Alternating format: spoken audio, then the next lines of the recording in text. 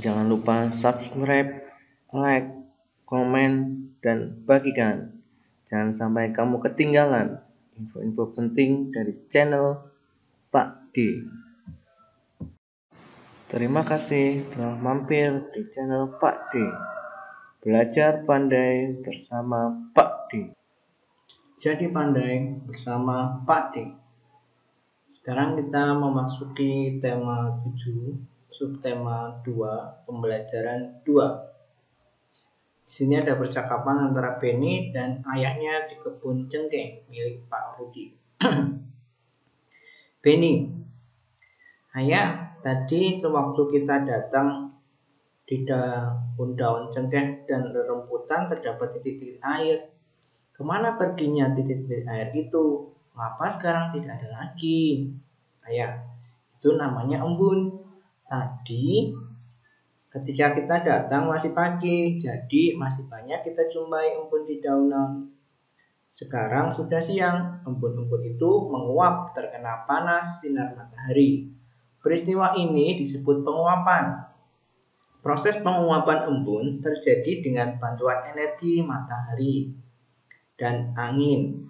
Akibat panas dari sinar matahari, air uap menjadi uap air. Oh, begitu, ayah. Energi panas atau kalor memiliki peran utama dalam proses penguapan tersebut.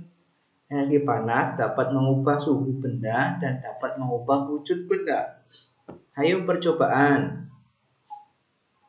Ini ada percobaan ya. Mengamati perubahan wujud benda. Ada es batu, mangkok, palu, atau martil.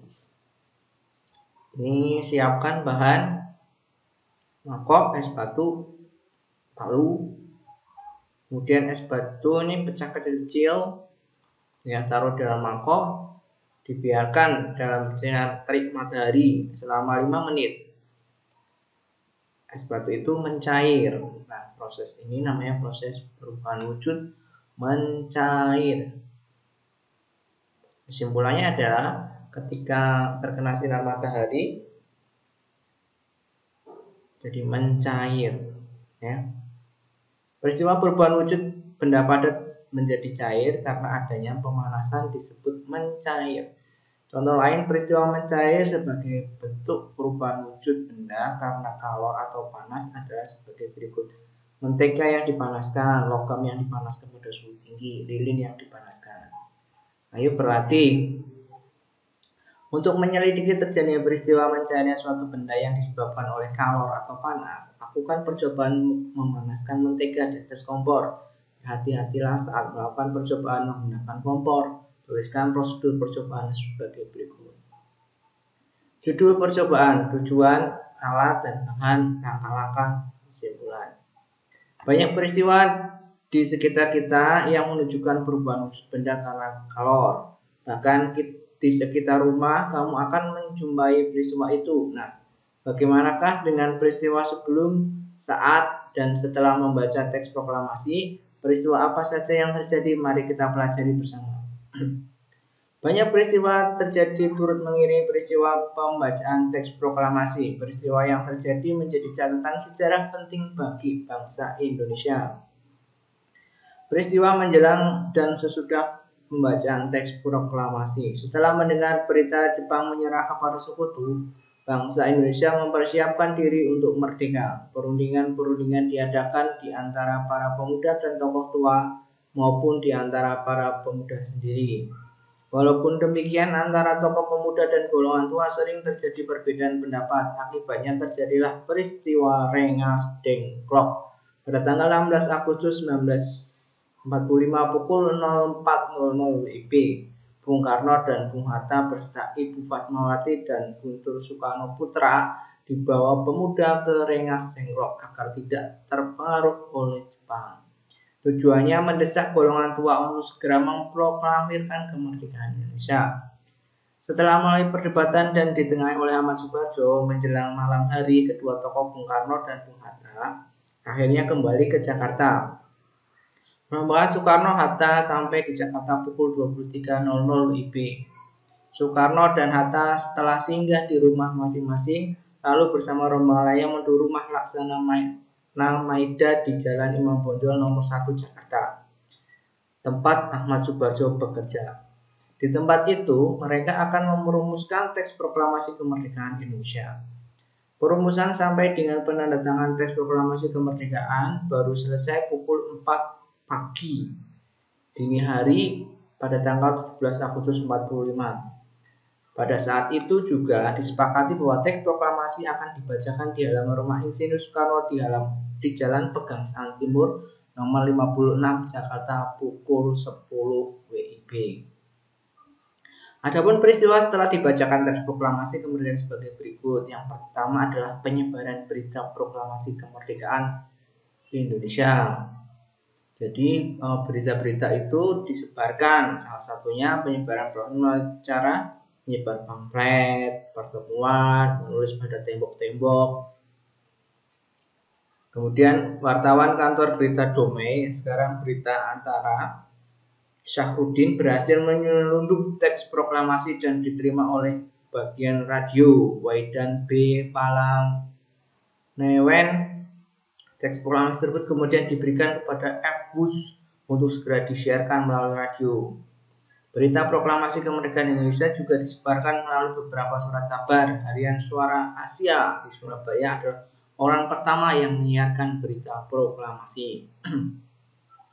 Pihak pemerintah Republik Indonesia juga menugaskan para gubernur yang telah dilantik pada tanggal 2 September 1945 untuk menyebarluaskan berita proklamasi kemerdekaan Indonesia di wilayahnya. Sambutan rakyat di berbagai daerah terhadap proklamasi kemerdekaan. Ya, rapat raksasa di lapangan Igada Ikatan Atletik Jakarta pada tanggal 19 September 1945 menyambut kemerdekaan. Usaha menegakkan kedaulatan juga terjadi di berbagai daerah dengan adanya tindakan heroik di berbagai kota mendukung proklamasi kemerdekaan. Antara lain Yogyakarta, Semarang, Surabaya, Aceh, Bali, Palembang, Kalimantan, Bandung, Makassar, Lampung, Solo, Sumatera Selatan, dan Sumbawa. Ya, ini mencari kata-kata baku dan tidak baku ya. Kemudian jawablah pertanyaan berikut terkait peristiwa Rengas Dengklok. Kapan peristiwa Rengas Dengklok terjadi? Tanggal 16 Agustus 1945. Siapa yang diamankan pada peristiwa Rengas Dengklok? Insinyur Soekarno dan Dr. Andes Muhammad Hatta. Siapa yang melopori peristiwa Rengas Dengklok? Golongan pemuda. Apa yang terjadi di Rengas Dengklok? Terjadi kesepakatan besok tanggal 17 akan diumumkan atau proklamasi. Kemudian apa tujuan peristiwa Rengas Dengklok? Menjauhkan Insinyur Soekarno dan Dr. Andes Muhammad Hatta dari pengaruh Jepang. Apa hasil kesepakatan peristiwa Rengas Dengklok? Sama ya. Disepakatinya tanggal 17 Agustus pukul 10 pagi dibacakannya teks proklamasi. Ceritakan kembali secara tertulis peristiwa yang telah setelah pembacaan teks proklamasi kemerdekaan Indonesia. Penyebar luas tadi ada melalui surat kabar, melalui radio, ya, ada surat kabar Suara Asia, radio Domei. Ya, reaksi masyarakat Indonesia ada yang menyambut dengan sukacita, kita dengan senang gembira dengan dibacanya teks proklamasi tersebut.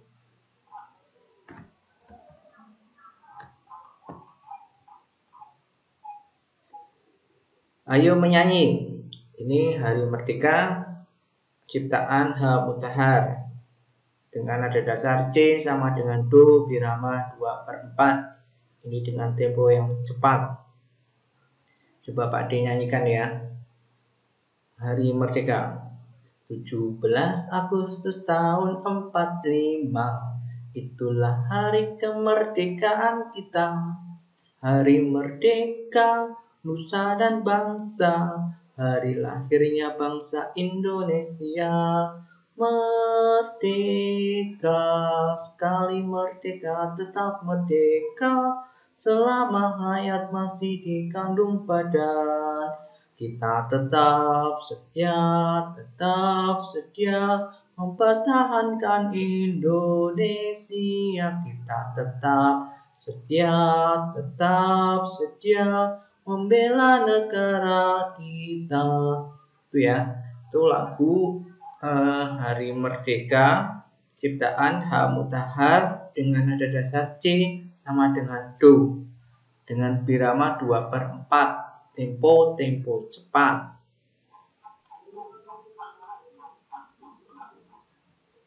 Dapatkah kamu melakukan gerakan tari diiringi lagu Indonesia Hari Merdeka? Di atas gerakan tari ada serangkaian gerakan indah dari dalam tubuh manusia. Penampilan gerak tari akan terasa lebih indah jika diiringi musiknya. Musik dan tari merupakan satu kesatuan yang tidak dapat dipisahkan.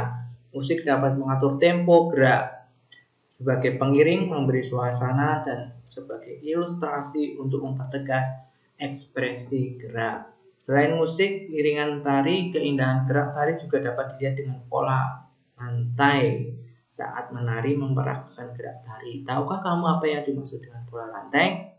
Pola lantai adalah garis-garis di lantai yang dilalui oleh penari dari perpindahan tempat satu ke tempat yang lain pada saat melakukan gerak tari. Ada 3 ya, ini contoh bentuk tari tunggal. Kemudian bentuk tari berpasangan, ini berdua. Kemudian bentuk tari berkelompok. Pada kelas 3, kelas 4 kamu juga udah mengenal ada lengkung dan lurus. Kalau yang lengkung ada 8, kemudian U. Kalau yang lurus vertikal, horizontal, diagonal. Itu yang lurus.